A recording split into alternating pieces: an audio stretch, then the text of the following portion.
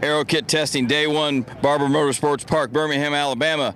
Perfect day for driving race cars, and if you're a Chevy team, it was a fast day because Chevrolet pretty much dominated both sessions. We had a morning session, afternoon session. Because we only have 6 sets of tires, there was a lot of downtime where people didn't run at all because they're going to run 3 sets today and 3 sets tomorrow. So maybe you didn't see the speeds that we thought we'd see yet, but there's no red tires at this test, only blacks. And what we saw this morning was Will Power had quick time. This afternoon, Scott Dixon just beat Will Power and Simon Pagino to have a quick time in the afternoon session. But I think the thing that you got to remember about this is the Chevrolet Aero kit is completely different than the Honda, and you can tell when they come down the pits which one's a Honda and which one's a Chevy. So that's pretty cool.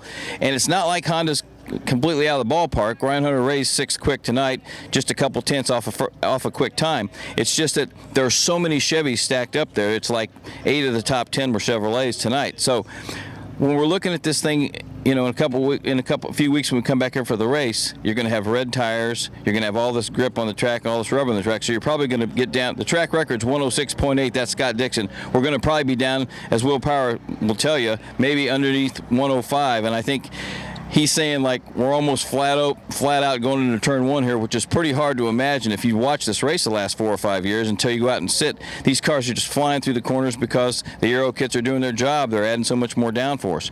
Now, there were 21 cars practicing today. 20 of the 21 have the new Aero kit. Dale Coyne's second car, driven by Mr. Draconi, who got beat by Milk and Donuts a few years ago at Mid-Ohio.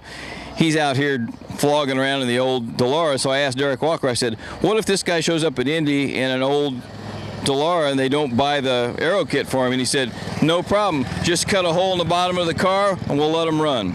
So we'll talk to you tomorrow. Another day at Barber. Robin Miller for Marshall Pruitt, RACER.com. Thanks for watching.